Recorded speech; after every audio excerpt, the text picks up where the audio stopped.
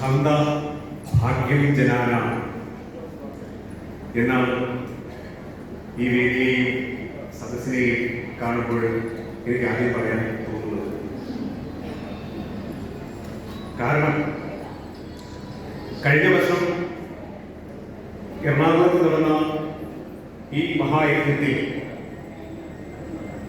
ഈ എളിയവരിൽ പങ്കാളിയാകുവാനുള്ള ഭാഗ്യം ഉണ്ടായി. ഇപ്പോൾ ഇങ്ങകലെ പാലക്കാട് കൊല്ലങ്കോട് ഈ യജ്ഞം നടക്കുമ്പോൾ അതിൽ പങ്കാളിയാകുവാനുള്ള അവസരം ലഭിക്കുന്നു എന്ന് പറയുന്നത് അത് ഭാഗ്യം തന്നെയാണ്. ശ്രീമദ് നാരായണീയത്തിന്റെ ആ വലിയ മഹാസമുദ്രത്തിന്റെ ഒരു തുള്ളിയെങ്കിലും അല്ലെങ്കിൽ ഒരു തുള്ളിയിൽ ഒരു അംശമെങ്കിലും തൊട്ട് ആസ്വദിക്കുവാൻ ഉള്ള ഭാഗ്യം ലഭിച്ചതിന്റെ പുണ്യം തന്നെയാണ് എന്ന് ഞാൻ വിശ്വസിക്കുന്നു. അവിടെ കണ്ട മുഖങ്ങൾ, അവിടെ പരിചയപ്പെട്ട മനസ്സുകൾ, അവിടെ കർമ്മം ചെയ്ത സേവകർ, അവരെയെല്ലാം ഒരിക്കൽ കൂടി ഈ പാലക്കാട്ടെ മണ്ണിൽ കാണുവാനുള്ള അവസരം, ആ അവസരം ഭാഗ്യമാണ്, മഹാഭാഗ്യം തന്നെയാണ്. ശ്രീമന്നാരായണീയത്തിന്റെ പുണ്യവും മഹിമയും അറിയാത്തവരല്ല ഈ ഇരിക്കുന്ന അമ്മമാർ. നിത്യവും ആവർത്തിച്ച് ഭഗവത് കഥയും ഭഗവത് കീർത്തനവും ഭഗവത് ഗുണങ്ങളും വാഴ്ത്തുകയും പുകഴ്ത്തുകയും അത് മറ്റുള്ള ആൾക്കാർക്ക് പറഞ്ഞു കൊടുക്കുകയും അവരെ ഉദ്ബോധിപ്പിക്കുകയും ചെയ്യുന്ന ധന്യ മനസ്സുകളാണ് നിങ്ങൾ. നാരായണീയ പാരായണത്തിനും നാരായണീയ അധ്യയനത്തിനും വേണ്ടി മാറ്റിവെക്കുന്ന സമയം, ആ സമയം നിങ്ങളുടെ നിക്ഷേപമാണ്. അത് ഭാവിയിലേക്കുള്ള നിക്ഷേപമാണ്. ഭാവിയിലേക്കുള്ള നിക്ഷേപം എന്ന് പറയുമ്പോൾ ഒരമ്മ എങ്ങനെയാണ് ഒരു കുഞ്ഞിനെ വളർത്തുന്നത്, ആ കുഞ്ഞിനെ വളർത്തുന്നത് പോലെ നാട്ടിലെ മുഴുവൻ കുഞ്ഞുങ്ങളെയും വളർത്തുവാനുള്ള പ്രേരണ നൽകുന്ന ഒരു വലിയ ധന്യ മനസ്സുകൾ കൂടിയാണ് നിങ്ങൾ ചെയ്യുന്ന ഈ പ്രവർത്തനം. ഒരു നേരം നാരായണീയ പാരായണം ചെയ്യുന്നു എന്നുള്ളത് മാത്രമായി കരുതേണ്ട. അത് നാരായണീയ മഹാഗ്രന്ഥത്തിന്റെ രചയിതാവായ മേൽപ്പത്തൂർ ഭട്ടതിരിപ്പാട് അദ്ദേഹത്തിന്റെ രോഗപീഠയ്ക്ക് വേണ്ടിയാണ് നാരായണീയ രചന നടത്തിയതെന്ന് നമ്മൾ സങ്കല്പിക്കുന്നെങ്കിലും അതിന്റെ ആത്യന്തിക ഫലം ഉണ്ടായത് ലോകത്തിന്റെ തന്നെ പീഡ ഇല്ലാതാക്കുന്നതിലാണ്. സർവ ലോകാ അപഹത്യ, ഇങ്ങനെയാണ് സർവ്വലോകത്തിന്റെയും രോഗപീഡകൾ ഇല്ലാതാക്കുന്ന, ആയുരാരോഗ്യ സൗഖ്യം സകലർക്കും നൽകുന്ന ഒരു അമൃതാണ് അദ്ദേഹത്തിന്റെ രചനയിലൂടെ, അദ്ദേഹത്തിന്റെ സിദ്ധിയിലൂടെ, സാധനയിലൂടെ നമുക്ക് മുമ്പിൽ ലഭിച്ചത്.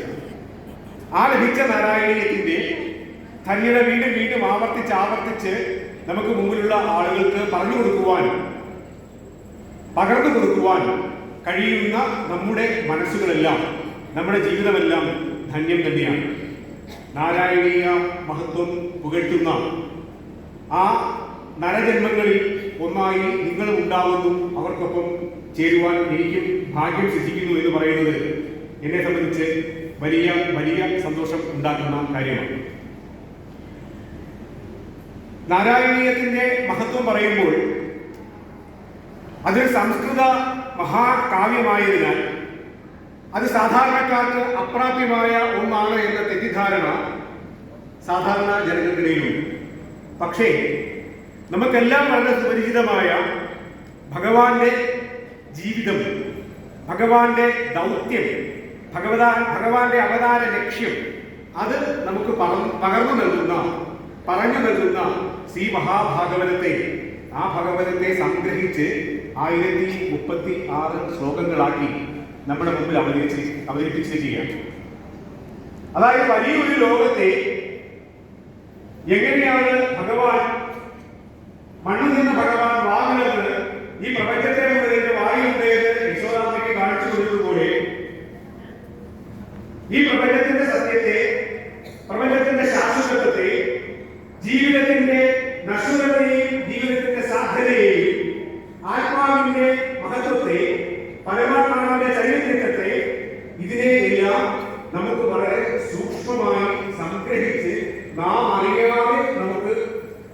സമർപ്പിക്കുകയാണ് ചെയ്യുന്നത്.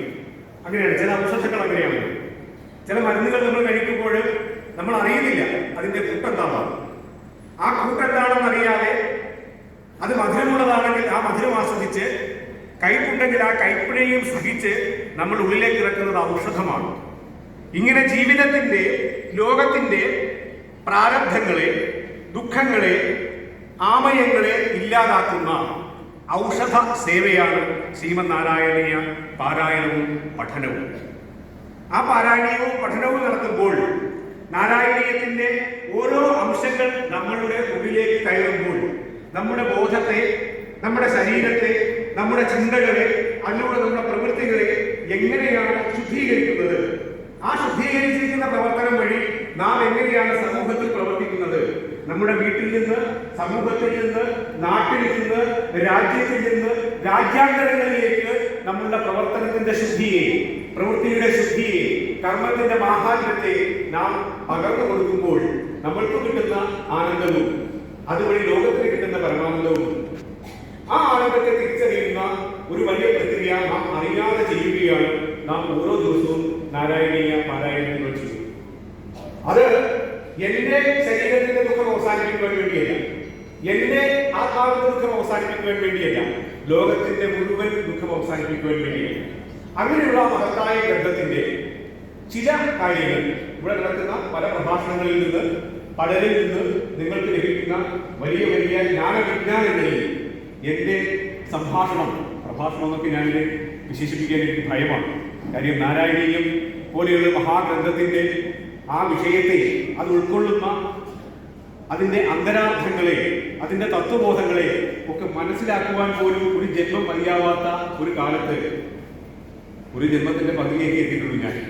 എനിക്ക് അതിൽ എത്രമാത്രം നിങ്ങളെ പോലെ ധന്യരായ ഒരു മനുഷ്യരുടെ മുമ്പിൽ അവതരിപ്പിക്കാൻ കഴിയുമെന്നുള്ള ആശങ്കയുണ്ട്. എങ്കിലും നാരായണീയം ഒരു കാവ്യം എന്ന നിലയിൽ, ഒരു ഗ്രന്ഥം എന്ന നിലയിൽ, ഒരു കവിത എന്ന നിലയിൽ, ഒരു പുസ്തകം എന്ന നിലയിൽ നാരായണീയം എങ്ങനെയാണ് നാരായണീയം നമുക്ക് നൽകുന്ന തത്വദർശനങ്ങൾ, എങ്ങനെയാണ് നാരായണീയം നമുക്ക് നൽകുന്ന ശാസ്ത്രദർശനങ്ങൾ, ഇങ്ങനെ 2-3 വിഷയങ്ങളിൽ വളരെ ചുരുക്കി ആവുന്നത്ര വിശദീകരിച്ച് കുറഞ്ഞ സമയത്തിനുള്ളിൽ നിങ്ങൾക്ക് മുമ്പിൽ സംസാരിക്കുവാൻ, നിങ്ങൾക്ക് കൂടുതൽ ചിന്തിക്കുവാൻ വേണ്ടി, പിന്നെയും ചിന്തിക്കുവാൻ വേണ്ടി കഴിയുന്ന രീതിയിൽ അവതരിപ്പിക്കുവാൻ സാധിക്കും എന്നുള്ള വിശ്വാസത്തിലാണ് ഞാൻ നിൽക്കുന്നത്. അതിന് ജഗദീശ്വരൻ അനുഗ്രഹിക്കട്ടെ എന്ന് പ്രാർത്ഥിച്ചുകൊണ്ട് നമുക്ക് തുടങ്ങാം. ശ്രീമന്നാരായണീയത്തെ കുറിച്ച് എത്ര സംസാരിച്ചാലും സംസാരിക്കുന്നവർക്ക് മതിയാവില്ല. എനിക്ക് ഉറപ്പുണ്ട്, ഇവിടെ സംസാരിക്കാൻ വേണ്ടി ഓരോ ആൾക്കാർക്ക് നിശ്ചയിച്ചിരിക്കുന്ന 1 മണിക്കൂറാണ്. അവർക്ക് തികയില്ല 1 മണിക്കൂർ. അവരേതാണ്ടൊക്കെ പറഞ്ഞു വരുമ്പോഴേക്കും അവരുടെ സമയം കഴിയുന്ന അവസ്ഥയാണ്. ഇതുപോലെ തന്നെ നിങ്ങൾക്കത് എത്ര കേട്ടാലും, 1 മണിക്കൂറല്ല 9 മണിക്കൂർ കേട്ടാലും, 9 ദിവസം കേട്ടാലും മതിയാവില്ല. കാരണം ഭഗവത് കഥാവൃതമാണ്. എന്തുകൊണ്ടാണ്? നമുക്കറിയാവുന്ന ഒരു കഥ, ശ്രീകൃഷ്ണ ഭഗവാന്റെ ലീലകളാണ്, ശ്രീകൃഷ്ണ ഭഗവാന്റെ അവതാര ഉദ്ദേശ്യമാണ് ഈ കഥയിലെല്ലാം ഉള്ളത് എന്നറിയാമായിട്ടും നമ്മൾ എന്തുകൊണ്ടാണ് വീണ്ടും നാരായണീയം കേൾക്കുവാൻ, നാരായണീയം പാരായണം ചെയ്യുവാൻ, ആ കഥ ശ്രദ്ധിക്കുവാൻ, അതിന്റെ പ്രഭാഷണങ്ങൾ കേൾക്കുവാൻ വേണ്ടി നമ്മൾ ഇരിക്കുന്നത്? അതാണ് നാരായണീയത്തിന്റെ പ്രത്യേകത. ശ്രീമന്നാരായണീയം എഴുതിയ മേൽപ്പത്തൂർ അദ്ദേഹം വ്യാകരണ പണ്ഡിതനായിരുന്നു, അദ്ദേഹം വലിയ തത്വശാസ്ത്ര വിദഗ്ധനായിരുന്നു, അദ്ദേഹം സംസ്കൃത പണ്ഡിതനായിരുന്നു, വലിയ ഭാഷാ പ്രയോഗ ശേഷിയുള്ള ആളായിരുന്നു. അദ്ദേഹം എഴുതിയ പല കൃതികളുണ്ട്, 10-15ഓളം കൃതികളുണ്ട്. ആ കൃതികളിൽ അതിനെ നാരായണീയം മുഴുവൻ അറിയാവുന്ന, കാണാപ്പാഠം പഠിക്കുന്ന ആൾക്കാർക്ക് പോലും മറ്റു കൃതികളെ കുറിച്ച് ചോദിച്ചു കഴിഞ്ഞാൽ അത്ര ഗാഠമായ അവഗാഹം ഉണ്ടാവില്ല. അപ്പോൾ അദ്ദേഹം എഴുതിയ ഈ നാരായണീയം മാത്രം എന്തുകൊണ്ടാണ് ഇത്രമാത്രം പ്രസിദ്ധമാകുന്നത്, പ്രശസ്തമാകുന്നത്, ശാശ്വതമാകുന്നത്, കേട്ടാലും മതിയാകാതെ വരുന്നത് എന്ന ചോദ്യത്തിന് ഉത്തരമാണ് അതിന്റെ കാവ്യഭംഗി. അത് അവതരിപ്പിക്കുന്ന, ആ ഗ്രന്ഥം അവതരിപ്പിക്കുന്ന രീതി, ആ ഗ്രന്ഥത്തിൽ നിഗൂഹനം ചെയ്തിരിക്കുന്ന തത്വങ്ങളുടെ അർത്ഥം, അത് നമ്മുടെ ജീവിതത്തിൽ എങ്ങനെ നമുക്ക് സ്വീകാര്യമാകുന്നു, നമുക്ക് എത്രമാത്രം ആകർഷകമാകുന്നു എന്നുള്ളതും അതിന്റെ പ്രത്യേകതയാണ്. അപ്പോൾ ഒരു കാവ്യം എന്ന നിലയിൽ ഒരു കാവ്യം നിലനിൽക്കുന്നത്, ആ കാവ്യത്തിന് ശാശ്വതമായ അവസ്ഥ ഉണ്ടാവുന്നത്, അത് വീണ്ടും പാരായണം ചെയ്യുമ്പോൾ നമുക്ക് പുതിയ അർത്ഥങ്ങളും, പുതിയ ആശയങ്ങളും, പുതിയ സന്ദേശങ്ങളും അതിൽ നിന്ന് നമുക്ക് ലഭിക്കുമ്പോഴാണ്. അങ്ങനെ കിട്ടുന്ന ശ്രീമന്നാരായണീയം. ആ നാരായണീയം നമുക്ക് നൽകുന്ന ആനന്ദമുണ്ട്, നമുക്ക് നൽകുന്ന ആഹ്ലാദമുണ്ട്, നമുക്ക് നൽകുന്ന അറിവുണ്ട്. അതിനപ്പുറത്തേക്ക് അറിവിന്റെയും അപ്പുറത്തെ അറിവ്, ആ അറിവിനെ തരുവാൻ വേണ്ടി നാരായണീയം നമ്മളെ സഹായിക്കുന്നു എന്നുള്ളതാണ് അതിന്റെ കാവ്യത്തിന്റെ ഏറ്റവും പ്രധാനമായത്. അതാണ് എപ്പോഴും നമ്മൾക്ക് നൽകുന്നത്. ജീവിതത്തിൽ നമുക്ക് നമ്മുടെ നിർണായകമായ ഘട്ടത്തിൽ, നമ്മുടെ ജീവിതത്തിൽ ഒരു വഴിത്തിരിവുണ്ടാകുന്ന ഘട്ടത്തിൽ, എങ്ങോട്ട് പോകണമെന്ന് അറിയാവുന്ന നടുക്കവലയിൽ നിൽക്കുന്ന സമയത്ത് നമുക്ക് വഴികാട്ടിയായി നിൽക്കുന്ന ഒരാളുണ്ടെങ്കിൽ അതാണ് നമ്മുടെ ജീവിതത്തിലെ ഏറ്റവും വലിയ പ്രകാശം. അങ്ങനെ വഴികാട്ടിയായി നിൽക്കുന്ന ഗ്രന്ഥമാണ് നാരായണീയം. അങ്ങനെ വഴികാട്ടിയായി നിൽക്കുന്ന മറ്റൊരു ഗ്രന്ഥമാണ് ശ്രീമദ് ഭഗവത്ഗീത. അങ്ങനെയുള്ള മറ്റൊരു ഗ്രന്ഥമാണ് രാമായണം. അതുകൊണ്ടാണ് ഈ ഗ്രന്ഥങ്ങൾ ആവർത്തിച്ച് നമുക്ക് വായിക്കുമ്പോഴും ഒരിക്കലും നമുക്ക് മതിയാകാതെ വരുന്നത്. അങ്ങനെ ആവർത്തിച്ച് വായിക്കുമ്പോൾ നമുക്ക് പ്രേരണയും നമുക്ക് ആവേശം നൽകുന്ന നാരായണീയം മഹാകാവ്യമായി മാറുന്നത് അങ്ങനെയാണ്. അത് നാരായണീയത്തിനെ കുറിച്ച് ഇവിടെ മുമ്പ് സംസാരിച്ച ആൾക്കാർ പറഞ്ഞ പല കാര്യങ്ങളും ഞാനൊരു പക്ഷേ ആവർത്തിക്കേണ്ട ആവശ്യമില്ല. അത് നിങ്ങൾക്ക് എല്ലാവർക്കും അറിയാവുന്ന കാര്യം. എത്രയോ കാലമായി നാരായണീയവും നെഞ്ചിലേക്ക് നടക്കുന്ന നിങ്ങൾക്ക് എല്ലാവർക്കും അറിയാവുന്ന കുറേ കാര്യങ്ങളാണ്. അദ്ദേഹത്തിന്റെ നാരായണീയ രചനയ്ക്കുണ്ടായ സാഹചര്യം, ഗുരുവായൂരിൽ അദ്ദേഹം ഭജന വരുന്നതും ആ ഭജന വരുന്നപ്പോൾ എഴുതിയ കാവ്യവും, ആ കാവ്യമാണ് നാരായണീയമെന്നും അത് ശ്രീമദ് ഭാഗവതത്തിന്റെ സംക്ഷിപ്ത രൂപമാണ് ഉള്ള കാര്യങ്ങളൊക്കെ നിങ്ങൾക്കറിയാവുന്നതാണ്. പക്ഷേ അതിനപ്പുറത്തേക്ക് എങ്ങനെയാണ് നാരായണീയം നമ്മൾക്ക് ഹംബഭാഗ്യം ജനാനാം ആകുന്ന ഒരവസ്ഥയിലേക്ക് നമ്മളെ എത്തിക്കുന്നത്? നാരായണീയത്തിൽ വായിക്കുമ്പോൾ നാം അറിയാതെ നമ്മൾ ജപിക്കുന്ന, നാം പിന്തുടരുന്ന ധാരാളം മന്ത്രങ്ങളുണ്ട്. നാരായണീയത്തിലെ ശ്ലോകങ്ങൾക്കുള്ളിൽ, ശ്ലോകത്തിലെ വരികൾക്കുള്ളിൽ, വരികളിലെ അക്ഷരങ്ങൾക്കുള്ളിൽ ഒളിപ്പിച്ചു വെച്ചിരിക്കുന്ന, നിഗൂഹനം ചെയ്തിരിക്കുന്ന നിഗൂഢമായ മന്ത്രങ്ങളുണ്ട്, അതിശക്തമായ മന്ത്രങ്ങൾ. ആ മന്ത്രങ്ങളെ കുറിച്ച് സാംബവശാസ്ത്രികൾ എന്ന് പറയുന്ന പണ്ഡിതൻ അദ്ദേഹം നാരായണീയത്തിലെ ആ പഞ്ചതത്വ മന്ത്രങ്ങളെ കുറിച്ച് അതിനെ വിശദീകരിക്കുന്നു. അത് നാം അറിയാതെ, നാം നാരായണീയം പാരായണം ചെയ്യുമ്പോൾ നമ്മൾ അറിയാതെ ആ മന്ത്രങ്ങൾ ആവർത്തിച്ച് ഉരുവിടുക കൂടിയാണ് ചെയ്യുന്നത്. ഇങ്ങനെ മന്ത്രങ്ങൾ നിഗൂഹനം ചെയ്തിട്ടുള്ള, ജീവിതം നിഗൂഹനം ചെയ്തിട്ടുള്ള ജീവിത തത്വങ്ങൾ നമുക്ക് നൽകുന്ന നാരായണീയം. ആ നാരായണീയത്തിന് സംസ്കൃത ഭാഷയിലാണ് എന്നുള്ളതാണ് പലപ്പോഴും നമുക്ക് അപ്രാപ്യമായി കൊണ്ടിരിക്കുന്ന ഒരു ചെറിയ സാങ്കേതിക പ്രശ്നം. പക്ഷേ നമ്മൾ ആവർത്തിച്ച് വായിച്ചാൽ, KC കേശവപിള്ള അദ്ദേഹത്തെ പോലെയുള്ള ആൾക്കാർ എഴുതിയിരിക്കുന്ന ഇതിന് മലയാള പരിഭാഷയുണ്ട്, അതിസുന്ദരമായ മലയാള പരിഭാഷ. അതുകൂടിയാണ് നമ്മൾ വായിക്കാൻ നമുക്ക് ഒരു അവസരം കിട്ടുകയാണെങ്കിൽ കൂടുതൽ ആസ്വാദ്യമായി നമുക്ക് നാരായണീയത്തെ പാരായണം ചെയ്യുവാനാകും. നാരായണീയം അദ്ദേഹത്തിന്റെ ഭാഷാ പാണ്ഡിത്യത്തെ കുറിച്ച് നമുക്ക് നാരായണീയത്തിൽ കാണാൻ കഴിയും. മേൽപ്പത്തൂരിൽ എങ്ങനെയാണ് സംസ്കൃത ഭാഷയെ, ഇത്രമാത്രം വളരെ ഗഹനമായ സംസ്കൃത ഭാഷയെ ലളിതമായി നമുക്ക് മുമ്പിൽ അവതരിപ്പിക്കുന്നത്. കേശവ ശബ്ദ കിഞ്ചിക വിദതി സഞ്ജലൻ മകരകുണ്ടലം ഹാരജാലവന മാലികാ ലളിതം അഗരാഗ ഗണസൗരഭം. അത് വായിക്കുമ്പോൾ അതിന്റെ അർത്ഥം ഒന്നും നമുക്ക് അറിയണമെന്നില്ല. അറിയാതെ തന്നെ നമ്മളും ഭഗവാന്റെ കൂടെ രാസക്രീഡ നടത്തുന്ന ഒരു അവസ്ഥയിൽ സഞ്ചലൻ മകരകുണ്ടലം ഹാരജാലവനമാലികാലളിതം അംഗരാഗസൗരഭം പീതചേനധൃത കാഞ്ചിതമുദഞ്ജലം ശുമണി നൂരം രാസകേ പരിഭൂഷിതം തവഹി ഉപനീശകലയാമഹേ. അറിയാതെ അത് വായിക്കുമ്പോൾ ഭഗവാന്റെ കൂടെ നിന്ന് നാം നൃത്തം ചവിട്ടുന്നത് പോലെ നമുക്ക് ആനന്ദം അനുഭവിക്കുവാൻ കഴിയുന്നത് അതിന്റെ കാവ്യഗുണമാണ്, അതിന്റെ ഭാഷാഗുണമാണ്. അതുപോലെ തന്നെ കാളിയമർദ്ദനത്തിൽ കാളിയുടെ ദർപ്പം അടക്കുന്ന സമയത്ത് ആ അധ്യായം അധവാരിഘോരധരം ഭടിനം ഭഗവൻ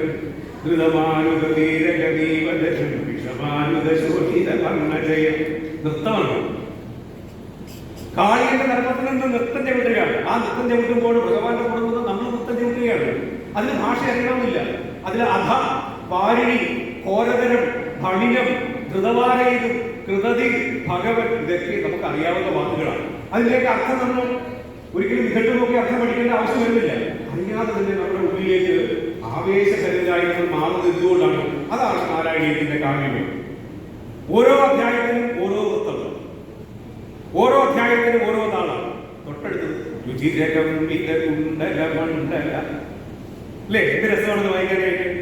അപ്പൊ അങ്ങനെ വായിച്ച് ആസ്വദിച്ച് പോകുവാൻ പറ്റുന്ന നാരായണീയത്തിന്റെ കാവ്യങ്ങൾ, അതിന്റെ ഭാഷ, അതിലെല്ലാം വാക്കുകൾക്കുള്ളിൽ നിറഞ്ഞു നിൽക്കുന്ന അർത്ഥം, വലിയൊരു പ്രപഞ്ചത്തെയൊക്കെ ഒരു വാക്ക്, സാന്ദ്രാനന്ദാവബോധാത്മകം, ഒറ്റ വാക്ക്, സാന്ദ്രമായ ആനന്ദത്തിന്റെ ബോധം.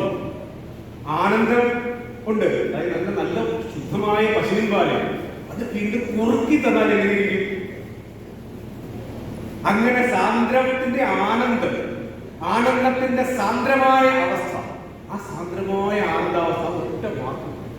ആ സ എന്ന അക്ഷരമുണ്ടല്ലോ, നാരായണീയത്തിന്റെ ആദ്യത്തിലെ ശ്ലോകത്തിലെ ആദ്യത്തെ അക്ഷരം, ആ അക്ഷരത്തിന് എത്ര അർത്ഥമുണ്ടെന്നറിയും?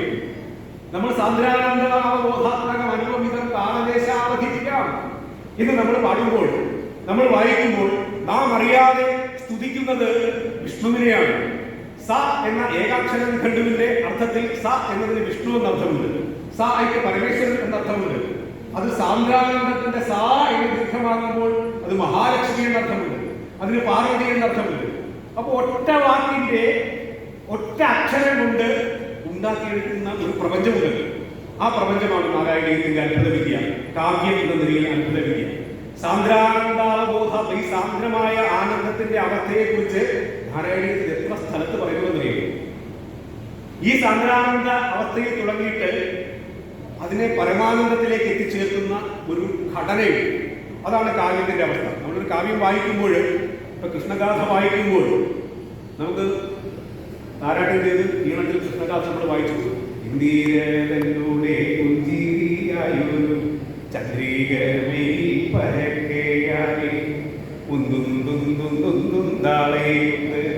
നമ്മൾ ഈണത്തിലൊക്കെ വായിച്ചു പോകും. അങ്ങനെ വായിച്ചു പോകുന്ന ആ ശ്രീകൃഷ്ണ ലീല വായിച്ച് അത് പരമാനന്ദ അവസ്ഥയിലേക്ക് നമ്മളെ കൊണ്ടെത്തിക്കുന്ന ഒരു കാവ്യഭംഗിയുണ്ട്. ആ കാവ്യഭംഗി നമുക്ക് സംസ്കൃത ഭാഷയിലാണെങ്കിൽ നാരായണീയത്തിൽ അനുഭവിക്കാൻ കഴിയും. നാരായണീയത്തിന്റെ തുടക്കത്തിൽ ഉണ്ടാകുന്ന ഈ സാന്ദ്രാനന്ദാവബോധാത്മകത്തിൽ നിന്ന് നമ്മൾ സഞ്ചരിച്ച് ശ്രീകൃഷ്ണന്റെ പല വിധത്തിലുള്ള ലീലകൾ, ആ ലീലകളെല്ലാം ആസ്വദിച്ച് ചെല്ലുമ്പോൾ ഒരു 90-ാം ദശകം, 92-ാം ദശകം, 98-ാം ദശകം ഒക്കെ എത്തുമ്പോൾ നമ്മൾ അറിയാതെ നമ്മൾ മറ്റൊരു ലോകത്തേക്ക് എത്തുകയാണ്. നമ്മളുടെ പരമാർത്ഥ ചൈതന്യം ആവശ്യിക്കുകയാണ്.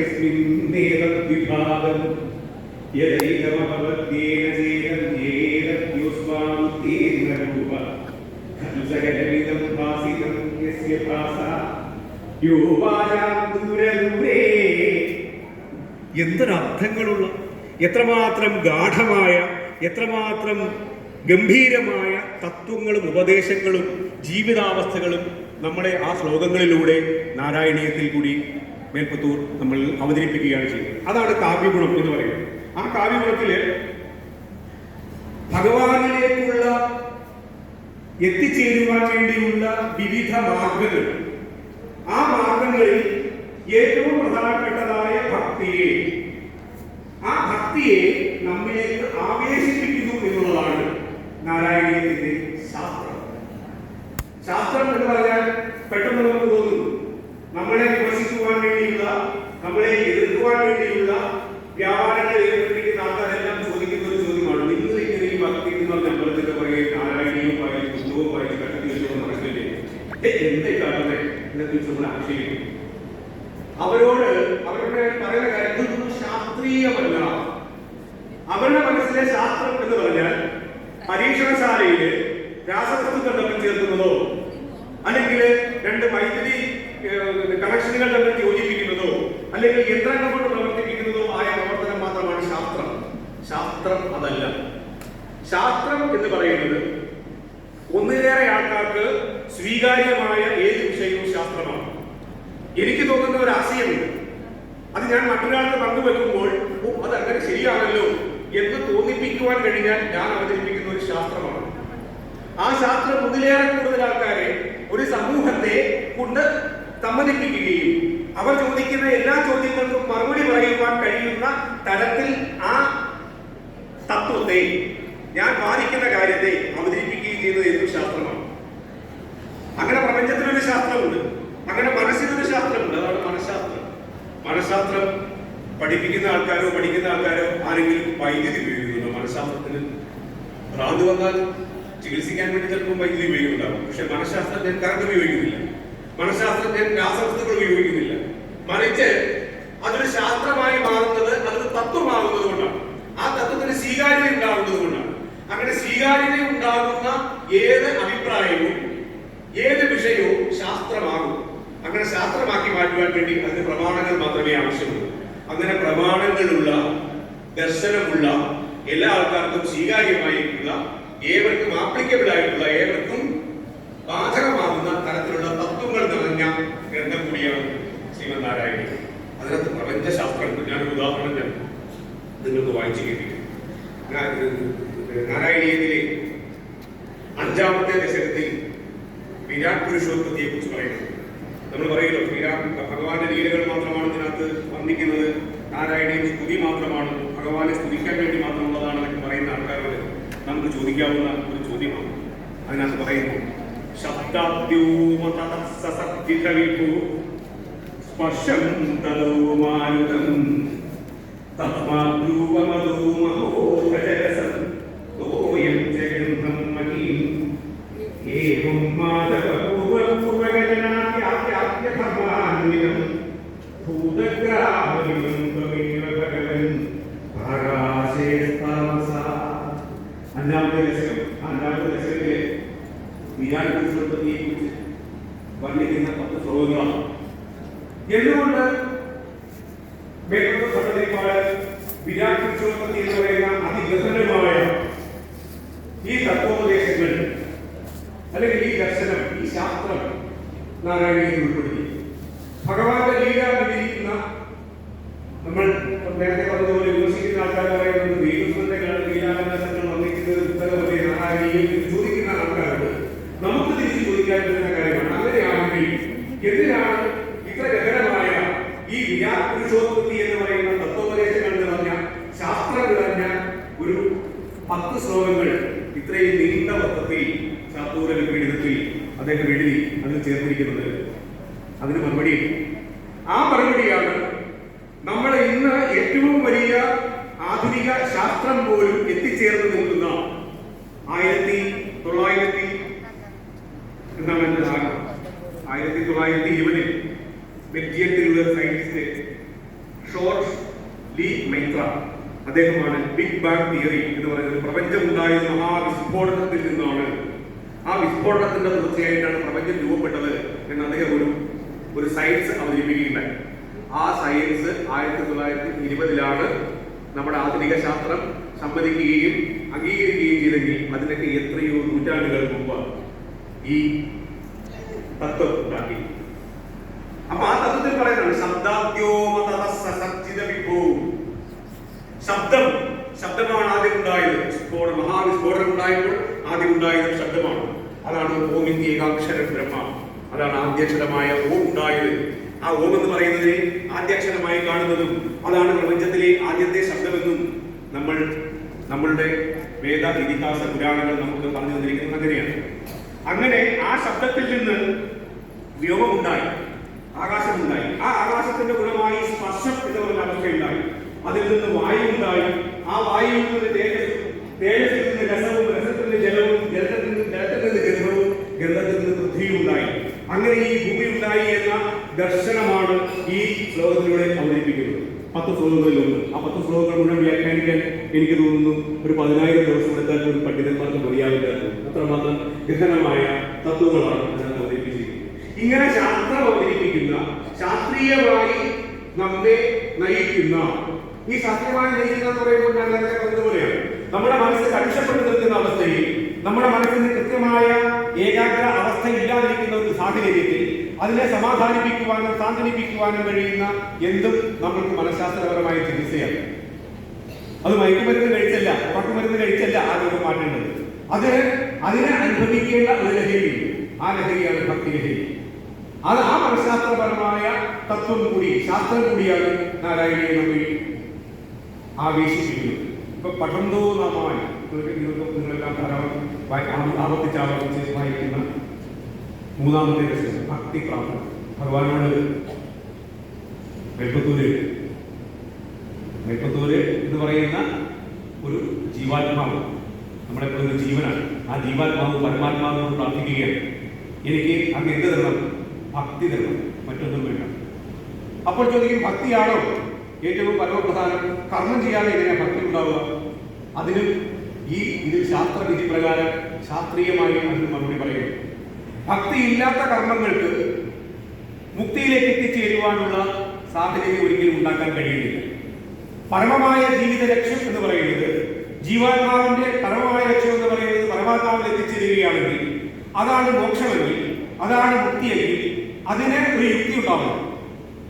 കർപ്പൂരം അതിനെ തീ കൊണ്ട് ആളിക്കുമ്പോഴാണ് അത് സുഗന്ധപൂരിതമായി നമ്മളിലേക്ക് എത്തിച്ചേരുന്നത്. അല്ലെങ്കിൽ കർപ്പൂരം അവിടെ ഇരിക്കും, ചിലപ്പോൾ കാലക്രമത്തിൽ കർപ്പൂരം ഇല്ലാതാകുമായിരിക്കും. പക്ഷേ അത് എത്രയും കൂടുതൽ ആളിലേക്ക് എത്രയും വേഗം എത്തിച്ചേരുന്നത് അതിലേക്ക് അഗ്നി പകർന്ന് അതിനെ ജ്വലിപ്പിക്കുമ്പോഴാണ്. ഇങ്ങനെ പരമാത്മാവിലേക്ക് എത്തിച്ചേരുവാനുള്ള ജീവാത്മാവിന്റെ ത്വരയെ ജ്വലിപ്പിക്കുന്നതാണ് ഭക്തി. ആ ഭക്തി എനിക്ക് തരയണമേ എന്ന് പറയുന്ന ഭാഗമാണ്. പഠന്തോ നാമാനി പ്രമദപരസിന്ധോ നിപതിത സ്മരന്തോ രൂപം തേ വരദ കഥയന്തോ ഗുണകഥ ചരന്തോ യേ ഭക്താ ത്വയി ഖലു രമന്തേ പരമമൂനഹം ധന്യാൻ മന്യേ സമധിഗത സർവാഭിലഷിതാൻ. ഗംഭീരമായ ആ ശ്ലോകമാണ്. ആ ഗംഭീരമായ ആ ശ്ലോകത്തെ മലയാളത്തിലേക്ക് വിവർത്തനം ചെയ്തു. മലയാളത്തിലേക്ക് വിവർത്തനം ചെയ്ത A.C. കേശവപിള്ള അദ്ദേഹം അതിനെ വിവർത്തനം ചെയ്തിരിക്കുന്നത് ഇങ്ങനെയാണ്. മലയാളം പഠിച്ചും നാമൗഖം പ്രമദജലരാശോ മുഴുകിയും സ്മരിച്ചും തേരൂപം ഗുണകഥകൾ ചൊന്നും സുഖമുടെ ചരിച്ചും സദ്ഭക്ത്യ തൊയ് പരിരമിക്കും അവർ വശം ലഭിച്ച് ഇഷ്ടം സർവം പരമസുഹൃതം ചേർന്നവൃതം. എങ്ങനെയാണ് ഭഗവാനെ അങ്ങയിലേക്ക് എത്തിച്ചേരുവാനുള്ള ആ ഭക്തി എങ്ങനെയാണ് ആർജിക്കുന്നത്? പഠിച്ചും നാമൗഖം, അങ്ങയുടെ നാമവും അങ്ങയുടെ നാമങ്ങൾ ആവർത്തിച്ച് പഠിച്ചും അതിലിങ്ങനെ മുഴുകിയും അങ്ങയുടെ രൂപം സ്മരിച്ചും അങ്ങയുടെ ഗുണകഥകൾ ആവർത്തിച്ച് പറഞ്ഞു അങ്ങനെ അങ്ങയിലേക്ക് ചരിച്ച് അങ്ങയിലേക്ക് എത്തിച്ചേരുവാൻ വേണ്ടിയുള്ള മാർഗങ്ങൾ സ്വീകരിക്കുന്ന ആൾക്കാര് അവരാണ് ഏറ്റവും പരമസുഹൃതം അനുഭവിക്കുന്ന ആൾക്കാർ. അതിന്റെ രണ്ടാമത്തെ ശ്ലോകം കുറെ കൂടി ഗംഭീരമാണ്. ഗതകൃഷ്ടം കഷ്ടം തവ ചരണ സേവാരസഹരനാസക്തം ചിത്തം ഭവതി ഭഗവിഷ്ണു ഗുരുദയാ ഭവത്പാദാംഭോജസ്മരണരസികോ നാമനിവഹാനഹം ഗായം ഉപജന വിവസ്യാമി. അതിന്റെ മലയാളം ഇങ്ങനെയാണ്. ക്ലേശം തീർന്നീടേണം മേ പദയുഗം ഇഹനിൻ ക്ഷേത്രഭാഗേ വരേണം പൂജിക്കേണം ഭവാനേ കരമിത് പരമൻ ലോചനം നിന്റെ ദേഹം നീശാ കണ്ടീടേണം നിൻ ചരണ തുളസിയൻ നാസയും മോദഭാരാവേശാൽ കാണിക്കവേണം ശ്രവണയുഗമിതം കേൾക്കണം നിൻ ചരിത്രം. എന്റെ കാതുകൾ എന്തിനാണെന്നറിയാമോ? നിന്റെ ചരിത്രം കേൾക്കുവാൻ വേണ്ടിയാണ്. എന്റെ നാവ് എന്തിനാണെന്നറിയാമോ? നിന്റെ ഗീതങ്ങൾ പാടുവാൻ വേണ്ടിയാണ്. ഇങ്ങനെ അതിഗംഭീരമായി ഇതിനെ ഹരിനാമകീർത്തനത്തിൽ യാതൊന്നു കാൺമതത് നാരായണ പ്രതിമ യാതൊന്നു കേൾപ്പതതു നാരായണ ശ്രുതികൾ.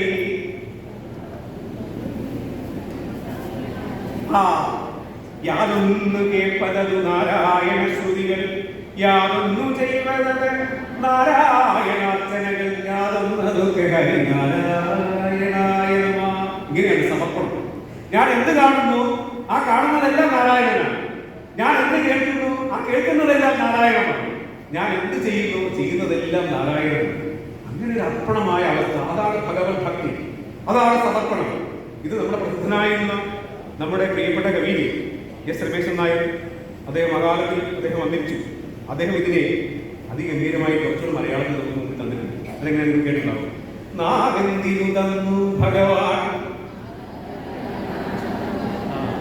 നാഗന്തിനു തന്നു ഭഗവാൻ നാരായണ നാമം പാടാൻ, കാലന്തിനു തന്നു ഭഗവാൻ നാരായണ ഗീതം കേൾക്കാൻ, കയ്യെന്തിനു തന്നു ഭഗവാൻ നാരായണപാദം തഴുകാൻ കാലെന്തിനു തന്നു ഭഗവാൻ നാരായണ ചരിതം ചെല്ലാൻ പൂവെന്തിനു തന്നു ഭഗവാൻ നാരായണ പൂജക ചെയ്യാൻ നാരായണ രൂപയിലെങ്കിൽ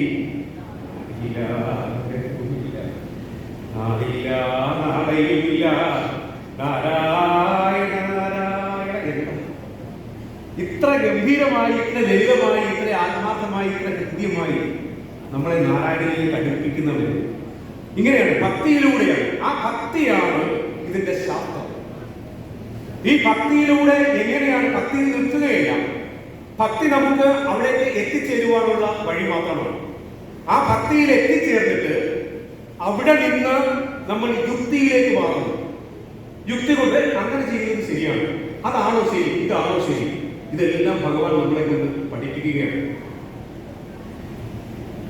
സ്തംഭേ ഘട്ടയതോ ഹിരണ്യകശിപോ കർണൗ സമാജുർണയന്നാഭൂർണജ്ജഗദണ്ഡകണ്ഡകുഭരോ ഘോരസ്തവാ ഭുദ്രവ ശ്രുത്വായം കിലദിക്തിരാജഹൃദയേ പൂർവം കഥാപ്യശ്രുതം കംഭക്കശ്ചന സംഭവാത ജനിതോപ്യംഭോജഭൂവിഷ്ടരാം.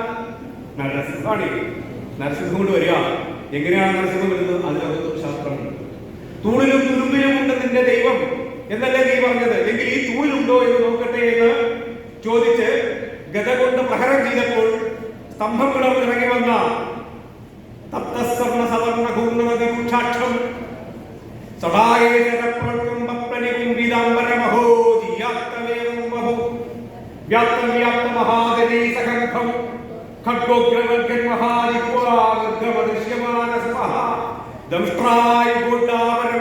പേടിപ്പിക്കുന്ന രൂപത്തില് നമ്മുടെ മുമ്പിൽ അവതരിച്ചിരിക്കുകയാണ് നരസിംഹം. ആ നരസിംഹം എന്ന് പറയുന്നത് ഒരു ശാസ്ത്രമാണ്. തൂണും തുരുമ്പും എന്ന് പറയുന്നത് വലിയ ഒരു മരത്തിന്റെ ഒരു ഭാഗം കൊണ്ടുണ്ടാക്കിയതാണ് തൂണ്. അപ്പൊ വലിയ ഒരു വസ്തുവിന്റെ ഒരു ചെറിയ ഭാഗമാണ് തൂണ്. തുരുമ്പ്, ഇരുമ്പ് എന്ന് പറയുന്നത് ലോഹത്തിന്റെ ഏറ്റവും ശോഷിച്ച അവസ്ഥയിലുള്ളതാണ് തുരുമ്പ്. അതിൽ പോലും ഭഗവാൻ ഉണ്ട് എന്ന് വിശ്വസിക്കുന്ന പ്രഹ്ലാദൻ, ഭക്തപ്രിയനായ പ്രഹ്ലാദൻ, ഭക്തനായ പ്രഹ്ലാദൻ, ആ ഭക്തനായ പ്രഹ്ലാദൻ പറഞ്ഞപ്പോൾ എങ്കിൽ ആ തൂണിലുണ്ടോ എന്ന്, ആ തൂണിനെയും, തൂണെന്ന് പറയുന്നത് തടിയാണ്, തടി എന്ന് പറയുന്നത് മരത്തിന്റെ അവസ്ഥയാണ്, ആ അവസ്ഥയെ പിന്നെയും ഭേദിക്കുകയാണ്. ഭേദിച്ച് ഗത കൊണ്ട് ഭേദിച്ചപ്പോൾ എന്ന് പറഞ്ഞാൽ ഒരു വസ്തുവിന്റെ ഏറ്റവും ചെറിയ കണികയായ തന്മാത്ര, അതാണ് സയൻസ്. ആ തന്മാത്രയെ പിന്നെയും ഭേദിക്കുമ്പോൾ ഉണ്ടാകുന്ന, ആറ്റമായി പിളരുമ്പോൾ ഉണ്ടാകുന്ന ഒരു ശക്തി, ആ ശക്തിയാണ് നരസിംഹം. ആ ശക്തിയാണ് നരസിംഹം. അതുകൊണ്ടാണ് അത് ഒരേ സമയം മൃഗവുമാണ്, ഒരേ സമയം മനുഷ്യനുമാണ്. പക്ഷേ ശക്തിയോ മൃഗത്തിന്റെയും മനുഷ്യന്റെയും അതീതമായ ഒരു വലിയ ശക്തിയാണ്. എന്തൊരു ഗംഭീരമായ സങ്കല്പമാണ് നമ്മൾ ആലോചിച്ച് നോക്കുക. നാരായണീയത്തിലാണ് അത് നമ്മൾക്ക് ഇങ്ങനെ ഇത്രമാത്രം ജാജ്വല്യമാനമായി നമുക്ക് മുമ്പിൽ അവതരിപ്പിക്കുന്നത് എന്നുള്ളതാണ് ഞാൻ നേരത്തെ പറഞ്ഞതിന്റെ കാവ്യഗുണം. അതിന്റെ ശാസ്ത്രീയമായ മഹത്വമാണ് ഞാൻ ഈ പറഞ്ഞത്. ശാസ്ത്രം കൊണ്ടാണ് നമുക്ക് അളന്നു തരാൻ വേണ്ടി, നമുക്ക് മനസ്സിലാക്കുവാൻ വേണ്ടിയിട്ട് നമുക്ക് പറഞ്ഞു തന്നിരിക്കുന്നത്. ഇങ്ങനെ ഈ ശാസ്ത്രത്തെ മനസ്സിലാക്കി, യുക്തി കൊണ്ട് മനസ്സിലാക്കി, യുക്തി കൊണ്ട് ഓരോ ചോദ്യങ്ങൾക്കും ചോദിക്കും. എങ്ങനെയാണ് ഗോവർദ്ധനം നമ്മൾ ഉയർത്തിയത്? ഒരു മലയൊക്കെ പൊക്കിപ്പിടിക്കാൻ പറ്റുമോ ഒരാൾക്ക് എന്ന് ചോദിച്ചാൽ, മലയെ പൊക്കിപ്പിടിച്ചാലേ അടുത്ത വർഷം വരുമ്പോൾ പ്രപഞ്ചനാശം ഉണ്ടാകുന്ന തരത്തിലുള്ള പ്രക്ഷോഭങ്ങൾ, പ്രകൃതിയുടെ പ്രക്ഷോഭങ്ങൾ ഉണ്ടാകുമ്പോൾ ആ പ്രക്ഷോഭങ്ങളെ തടുക്കുവാൻ വേണ്ടി മലയെ ഉയർത്തിപ്പിടിക്കണം. മല എന്താണ്? മലയെന്ന് പറയുന്നത് ഭൂമിയുടെ ആണിക്കല്ലുകളാണ്. അതിനെ സംരക്ഷിക്കേണ്ട, പ്രകൃതിയെ നിലനിർത്തേണ്ട, പ്രപഞ്ചത്തെ നിലനിർത്തേണ്ട ചുമതല നമുക്ക് കൂടി ഉണ്ട് എന്ന് നമുക്ക് കാണിച്ചു തരുന്ന ഉദാഹരണം കൂടിയാണ്.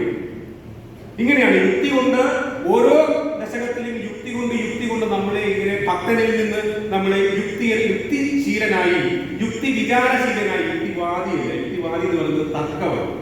അത് ആരെയും ജയിക്കുവാൻ വേണ്ടിയുള്ള തർക്കമാണ്, ജയിക്കാത്ത തർക്കം. യുക്തിവാദിക്കുകയല്ല വേണ്ടത്, യുക്തി ചിന്തിക്കുകയാണ്. നാം ഓരോരുത്തരും വേറൊരാളെ തോൽപ്പിക്കാൻ വേണ്ടിയില്ല, നാം നമ്മളെ തന്നെ തോൽപ്പിക്കണം, നമ്മളെ തന്നെ ജയിപ്പിക്കണം. നാം തന്നെ ജയിക്കുകയും നാം തന്നെ തോൽക്കുകയും ചെയ്യണം. നമ്മളിൽ ചില അഹന്തകളുണ്ട്. ഞാൻ ധരിച്ചു വെച്ചിരിക്കുന്നതാണ് ഏറ്റവും വലുത്, ഞാൻ ധരിച്ചിരിക്കുന്നതാണ് ഏറ്റവും ശരി എന്ന് നമ്മളിൽ അഹന്തയുണ്ട്. ഈ അഹന്തയെ നമ്മൾ തന്നെ ഇല്ലാതാക്കണം. എങ്ങനെ? കൂടുതൽ വായിച്ച്, കൂടുതൽ അറിഞ്ഞ്. അങ്ങനെ ഒരു ശാസ്ത്രീയമായ ഒരു അവതരണമാണ് നാരായണീയത്തിൽ നടക്കുന്നത്. ഓരോ ഭാഗം വായിക്കുമ്പോഴും അതിനകത്ത് ശാസ്ത്രത്തിന്റെ യുക്തികളും ആ യുക്തികളിലൂടെ ഈ കവി ഈ മേൽപ്പത്തൂർ ഭട്ടതിരിപ്പാട് നമ്മൾ ശ്രീരാമന്റെ കഥ അവതരിപ്പിക്കുന്നതിൽ 2 അധ്യായങ്ങളായി ശ്രീരാമന്റെ കഥ അവതരിപ്പിക്കുന്നത് ഇല്ലേ? ആ 2 അധ്യായങ്ങളിലൂടെ രാമായണത്തെ സംക്ഷിപ്തമായി അവതരിപ്പിച്ചിരിക്കുന്ന വേറെ ഗ്രന്ഥമില്ല. നമ്മൾ ഏകശ്ലോകി രാമായണം എന്നൊക്കെ പറയുന്നത് അവരുടെ ചില സൂചനകൾ മാത്രമേ ഉള്ളൂ. പക്ഷേ ഈ 20 ശ്ലോകങ്ങൾ കൊണ്ട് 2 ദശകങ്ങൾ കൊണ്ട് ആ 2 ദശകങ്ങളിലൂടെ നമുക്ക് രാമായണം മുഴുവൻ സമ്പൂർണ്ണമായ രാമായണം എന്ന് വന്നിരിക്കുകയാണ്. അത് വ്യാഖ്യാനിക്കേണ്ട ചുമതല നമ്മളുടേതാണ്. ഇങ്ങനെ നമ്മളെ ശാസ്ത്രീയമായി ഓരോ ഘട്ടത്തിലും നമ്മളെ പഠിപ്പിച്ച് നമ്മളെ യുക്തിയിലൂടെ നമ്മളെ മുക്തിയിലേക്ക് എത്തിക്കുകയാണ്. എന്തിൽ നിന്നുള്ള മുക്തി? എന്തിൽ നിന്നാണ് നമുക്ക് മുക്തി നൽകേണ്ടത്? ആ മുക്തിയാണ് ശ്രീമന്നാരായണീയത്തിന്റെ ദർശനം എന്ന് പറയുന്നത്. കാവ്യത്തിന്റെയും അതിന്റെ ശാസ്ത്രത്തിന്റെയും അപ്പുറത്തേക്ക് അത് ദർശനമായി മാറുന്നത് അപ്പോഴാണ്. ശാസ്ത്രത്തിന്റെ കാര്യത്തിൽ ഞാൻ പറഞ്ഞപ്പോൾ ഓരോ ഭാഗങ്ങൾ പരിശോധിച്ചാൽ, അതിനെ സൂക്ഷ്മമായി പരിശോധിച്ചാൽ, വിശകലനം ചെയ്താൽ അതിനകത്ത് മനഃശാസ്ത്രമുണ്ട്, അതിലെ ബിംബശാസ്ത്രമുണ്ട്, ശരീരശാസ്ത്രമുണ്ട്, ആചാരശാസ്ത്രമുണ്ട്, വിശ്വാസശാസ്ത്രമുണ്ട്, പ്രപഞ്ചശാസ്ത്രമുണ്ട്, സാഖ്യശാസ്ത്രമുണ്ട്, സംഖ്യാശാസ്ത്രമുണ്ട്. രോഗം ശരീരത്തിനും മനസ്സിനും രോഗമുള്ള രോഗമുണ്ട്. ആ രോഗങ്ങൾ മാറ്റുവാനുള്ള മരുന്ന് അതിലുള്ള ഭൈഷജ്യമാണ്. ഗജേന്ദ്രമോക്ഷം എന്ന് പറയുന്ന ദശകമില്ലേ? ഗജേന്ദ്രൻ എന്ന് പറയുന്നത് കരയിലെ ഏറ്റവും കരുത്തുള്ള മൃഗമാണ് ഗജേന്ദ്രൻ. അവന് അഹന്തയും കൂടി ഉണ്ടായാൽ എന്തുണ്ടാവും? നമ്മുടെ ഈ അരിക്കൊമ്പൻ പോലെ ഇങ്ങനെ വഴി തടയാനും ചക്കക്കൊമ്പനായി വഴി തടയാനും ഒക്കെ നമ്മുടെ മുമ്പിൽ വരും.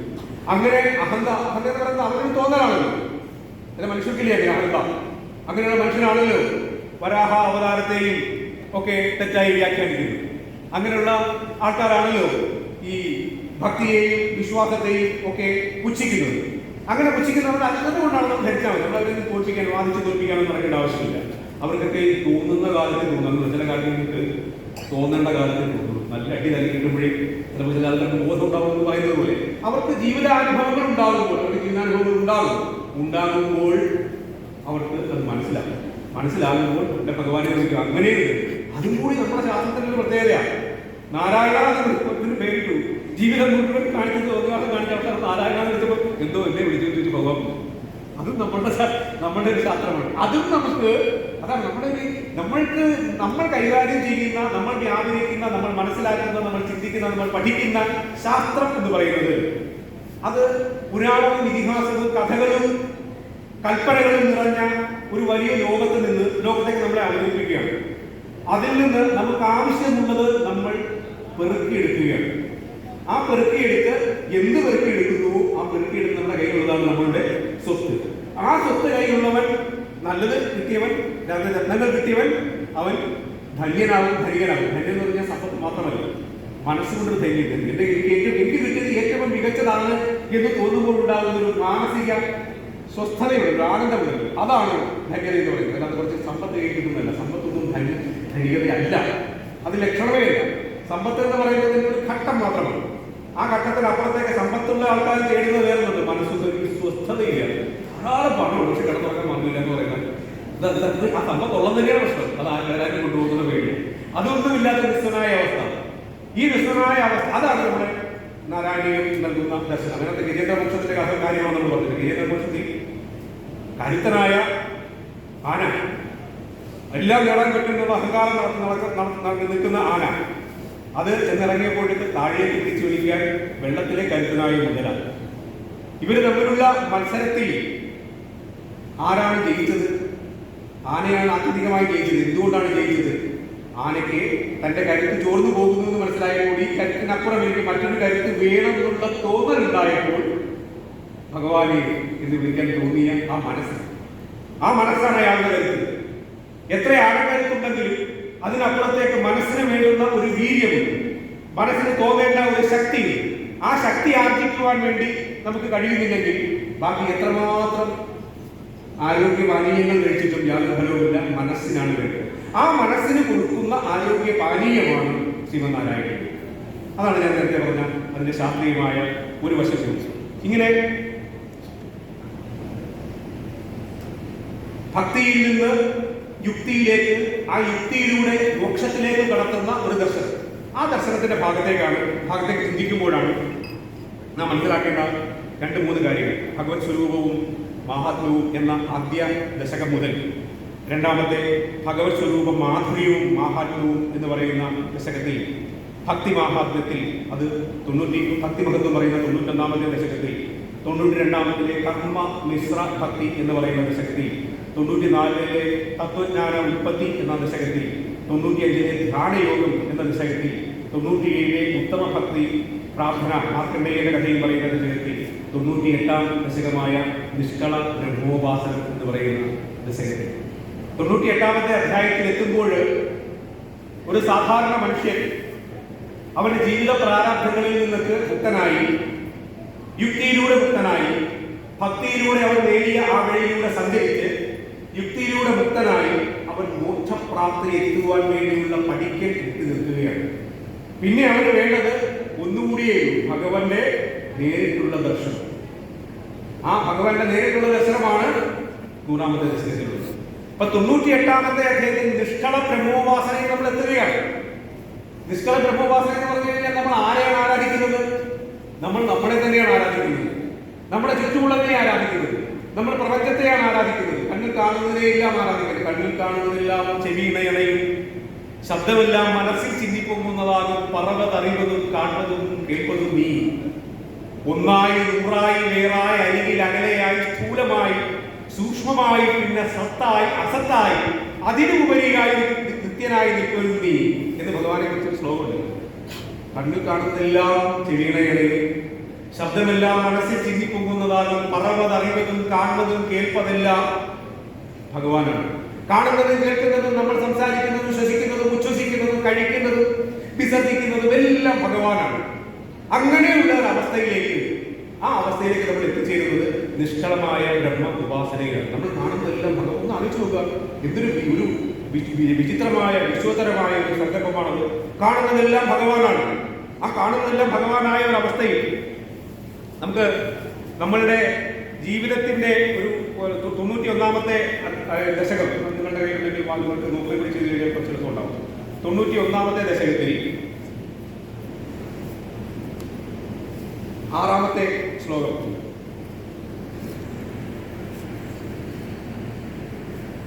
ഭൂതാന്യേതാനി ഭൂതാത്മകമപി സകലം പക്ഷി മത്സ്യാൻ മൃഗാദി മത്യാൻ മിത്രാണി ശത്രുനവി യദിദമഹിസ്ത്വന്മയാ ജ്ഞാനമാനി ത്വൽസേവായാം ഹി സിദ്ധേൻ മമ തവ കൃപയാ ഭക്തിദാഭ്യം വിരാഗത്വത്വസ്സാഗാബോധോച ഭുവനപതിനേത്നഭേദം വിനയീവ. ഒരു ശ്ലോകത്തിൽ ആവിഷ്കരിച്ചിരിക്കുന്ന ഒരു തത്വവും ദർശനവും അത് പക്ഷി, മൃഗം, മത്സ്യം തുടങ്ങിയവ മാത്രമല്ല, മിത്രങ്ങളും ശത്രുക്കളും ഭൂതങ്ങളും ഭൂതാത്മകമായ എല്ലാത്തിനെയും നിന്ദരിവടിയുടെ രൂപങ്ങളായാണ് ഞാൻ മനസ്സിൽ കാണുന്നത്. ഭുവനനാഥ, അങ്ങനെയൊക്കെ ഭക്തിയിൽ ദാർഢ്യവും വൈരാഗ്യവും നിന്ദരിവടിയുടെ തത്വത്തിലുള്ള അവബോധവും ഉണ്ടാക്കി തരിക. അത് മാത്രമേ എനിക്ക് ആവശ്യമുള്ളൂ. പക്ഷിയിലും മൃഗങ്ങളിലും സർവ്വജീവജാലങ്ങളിലും ശത്രുവിലും മിത്രത്തിലും കാണുന്ന ഭൂതങ്ങളിലെല്ലാം ആ ഭൂതത്തിന്റെ ഭൂതവും ഇങ്ങനെയാണല്ലോ. നമ്മുടെ ഓരോ ഭൂതങ്ങൾ നമ്മൾക്ക് കാഴ്ച തരുന്നത് മറ്റൊരു പഞ്ചഭൂതത്തിന്റെ സൃഷ്ടിയാണ്. അതാണ് നമ്മൾ നേരത്തെ പറഞ്ഞ ശബ്ദബ്രഹ്മേദി എന്ന ഒരു ശ്ലോകത്തിന്റെ അർത്ഥം അങ്ങനെയാണ്. നമുക്ക് കാഴ്ച തരുന്നത്, നമുക്ക് കേൾവി തരുന്നത്, നമുക്ക് സ്പർശം തരുന്നത്, നമുക്ക് നമ്മുടെ പഞ്ചഭൂതങ്ങൾക്ക്, നമ്മുടെ ശരീരത്തിന്റെ പഞ്ചകോശങ്ങൾക്ക് ഏത് തരത്തിലുള്ള പ്രവർത്തനക്ഷമതയിൽ നൽകുന്നത് ആകാശമാണ്, വായുവാണ്. ആ അവസ്ഥയിലേക്ക്, ആ വായു പോലെയുള്ള അവസ്ഥയിലേക്ക് നമ്മൾ ഭഗവാനെ കാണുകയാണ്. അതാണ് നിഷ്കള ബ്രഹ്മോപാസന എന്ന് പറയുന്നത്.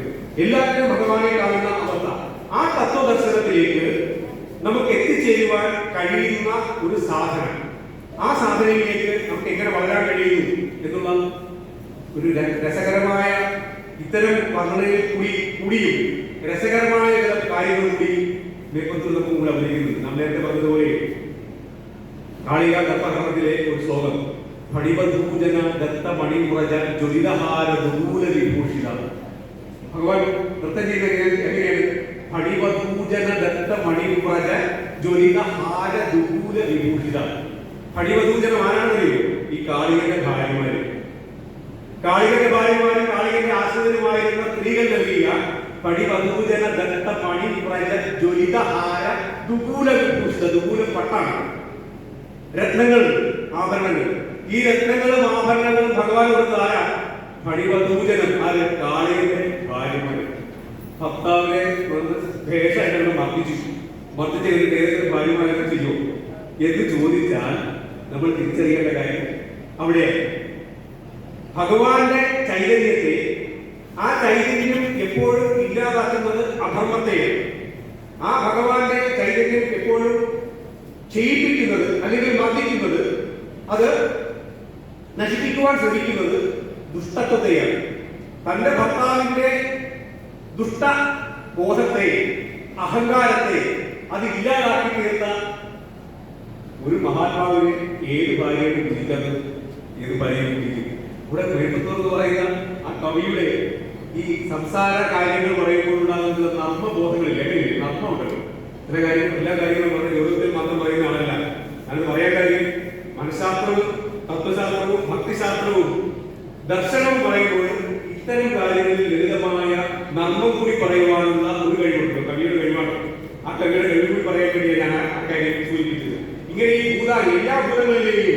എല്ലാ ഭൂതങ്ങളിലും ഭഗവാനെ കാണുവാൻ കഴിയുന്ന, എല്ലാ ഭൂതങ്ങളിലും ഈശ്വര അംശം കാണുവാൻ കഴിയുന്ന ആ ദർശനബോധം, ആ ദർശനബോധത്തിലേക്കുള്ള വളർച്ചയ്ക്ക് നാം എത്രമാത്രം നമ്മളെ ഈ നാരായണീയം സഹായിക്കുന്നു എന്നുള്ളത് ആഴത്തിൽ നമുക്ക് പഠിക്കാൻ ഒരു അവസരം ഉണ്ടാകേണ്ട ഒരു കാര്യം കൂടിയാണ്. ഇനി സാന്ദ്രാനന്ദാവ ബോധത്തിൽ നിന്ന് എങ്ങനെയാണ് നമ്മൾ സാന്ദ്രാനന്ദ അർത്ഥബോധമാണ്, ആ സാന്ദ്രാനന്ദ അർത്ഥബോധത്തിൽ നിന്ന് പരമാനന്ദ സാന്ദ്രകോശത്തിലേക്കുള്ള ഒരു സഞ്ചാരം നമുക്കുണ്ട്. അതാണ് നമ്മളുടെ ഈ നാരായണീയ പാരായണീയത്തിന്റെ അർത്ഥം എന്ന് പറയുന്നത്. സാന്ദ്രാനന്ദാവ ബോധത്തിൽ നിന്ന് പരമാനന്ദ സാന്ദ്ര അവസ്ഥയിലേക്ക് എത്തിച്ചേരുമ്പോൾ നാം പഠിച്ചു പോകുന്ന കാര്യങ്ങൾ, ആ പഠിച്ചു പോകുന്ന കാര്യങ്ങളെ എത്രമാത്രം നമ്മുടെ ജീവിതത്തിൽ നമുക്ക് ആവിഷ്കരിക്കാൻ കഴിയുന്നുണ്ട് എന്നുള്ളതിനെ ആശ്രയിച്ചാണ് നാരായണീയ പാരായണത്തിന്റെയും നാരായണീയ പഠനത്തിന്റെയും സാർത്ഥകത വ്യക്തമാകുന്നത്. നാരായണീയം നമുക്ക് ആവർത്തിച്ച് വായിച്ച് വളരെ ലളിതമായി, വളരെ എളുപ്പമായി വായിക്കുവാനുള്ള ശേഷി ഉണ്ടാകുന്നത് അതിന്റെ പ്രഥമ ഭാഗം മാത്രമാണ്. ആ പ്രഥമ ഭാഗത്തിൽ നിന്ന് അതിന്റെ അന്തരാർത്ഥത്തിലേക്ക് കടന്നു ചെന്ന് അത് തിരിച്ചതിന് അത് നമ്മുടെ ജീവിതത്തിൽ പ്രാവർത്തികമാക്കുവാൻ വേണ്ടിയുള്ള പരിശ്രമങ്ങൾ നാം എത്രമാത്രം നടത്തുന്നുണ്ട്. ആ ജീവിതത്തിലേക്ക് പകർത്തുമ്പോൾ, ആ ജീവിതത്തിൽ പകർത്തുന്ന ഓരോ പാഠങ്ങളും നമുക്ക് ഓരോ തലമുറയ്ക്ക് കൊടുക്കുന്ന പാഠങ്ങൾ കൂടിയാണ്. എന്റെ വീട്ടിൽ ഞാൻ നാരായണീയം വായിക്കുന്നത്, അമ്മ രാവിലെ നാരായണീയം പറഞ്ഞ് ഇറങ്ങിയിട്ടുണ്ട്. അമ്പലത്തിൽ പോയിരിക്കാൻ ഇപ്പൊ അമ്പലത്തിൽ രാവിലെ അവിടെ തിരിച്ചു ഭക്ഷണം കഴിക്കുന്നു. അമ്മയ്ക്ക് പ്രഷർ ഷുഗറൊക്കെ അല്ല. ഈ നാരായണീയം വായിച്ച പ്രഷർ ഷുഗറൊക്കെ മാറ്റും. അമ്മയ്ക്കുള്ള ആകെ പ്രഷർ മാത്രമേ ഉള്ളൂ, ഇത് വായിക്കാൻ പറ്റുന്നില്ല എന്നുള്ളതാണ് അമ്മയുടെ ആകെ ഏറ്റവും വലിയ. അമ്മയ്ക്ക് ഷുഗറാണിത്, അമ്മയുടെ ഷുഗറാണ്. എങ്ങനെയാണ്? അമ്മയുടെ മധുരമാണ്. അമ്മയ്ക്ക് മധുരത്തിനേക്കാൾ മധുരത്തിനപ്പുറത്തേക്കുള്ള ഒരു മധുരമുണ്ടല്ലോ. ആ മധുരത്തിനപ്പുറത്തേക്കുള്ള മധുരം ആസ്വദിക്കുവാൻ വേണ്ടിയാണ് അമ്മ ഈ നാരായണീയം വായിക്കുന്നത്. അത് മകനറിയില്ല. അമ്മയുടെ ഉദ്ദേശ്യം, അമ്മയുടെ പ്രഷർ എന്ന് പറയുന്നത്, അമ്മയുടെ സമ്മർദ്ദം എന്ന് പറയുന്നത് മകനത് വായിക്കുന്നില്ല എന്നുള്ളതാണ്, മകന് പഠിക്കുന്നില്ല എന്നുള്ളതാണ്. അപ്പൊ മകനെ പഠിപ്പിക്കാൻ വേണ്ടിയുള്ള ഒരു സമ്മർദ്ദമുണ്ട്. ആ സമ്മർദ്ദമാണ് വാസ്തവത്തിൽ അമ്മയുടെ ഈ പ്രഷർ. അമ്മയ്ക്ക് മാധുര്യത്തിനപ്പുറത്തേക്കുള്ള മാധുര്യം, ആ മാധുര്യം ആസ്വദിച്ച് അമ്മ അനുഭവിക്കുന്ന ആനന്ദം ഈ മകന് കിട്ടുന്നില്ല. പക്ഷെ നമുക്ക് ചെയ്യാൻ പറ്റുന്നത് നമ്മുടെ അടുത്ത തലമുറയെ കൂടി നമുക്ക് എങ്ങനെ ഈ മാധുര്യം അനുഭവിപ്പിക്കുവാൻ കഴിയും എന്നുള്ളതാണ് നമ്മൾ പരിശ്രമിക്കേണ്ടത്. നമ്മുടെ വീടുകളിൽ, നമ്മുടെ ക്ഷേത്രങ്ങളിൽ ഒരു പരിസരത്തുള്ള ഒരേ അമ്മമാരെ വിളിച്ചിരുന്ന് നമ്മുടെ ക്ഷേത്രത്തിൽ പോയിരുന്ന നാരായണീയം വായിക്കുന്നത്. ആ നാരായണീയം വായിക്കുന്നതിനപ്പുറത്തേക്ക് മാസത്തിൽ ഒരു ദിവസമെങ്കിലും നമ്മുടെ വീട്ടിലെ നമ്മുടെ അംഗങ്ങൾക്ക് എല്ലാവർക്കും കൂടി ഇരുന്ന് ഈ നാരായണീയം വായിക്കാൻ കഴിയുന്നുണ്ടോ? കഴിയില്ലേ? അതെന്ത് കഴിയുന്നു? അങ്ങനെ സമ്പൂർണമായ ഈ നാരായണീയ ഭാവം, നാരായണീയം എന്ന് പറയുന്നത് അതാണല്ലോ, നാരായണനെ സംബന്ധിച്ചാണ്. നമ്മുടെ വീടുകളിൽ എല്ലാം നാരായണീയമാവുക, നമ്മുടെ വീടുകളെല്ലാം നാരായണീയ വിലാസമാവുന്ന ഒരു സ്ഥിതിവിശേഷത്തിലേക്ക് നമുക്ക് എപ്പോൾ എത്തിച്ചേരാൻ കഴിയുന്നുള്ളൂ അപ്പോഴാണ് നമ്മുടെ യജ്ഞം പൂർത്തിയാകുന്നത്.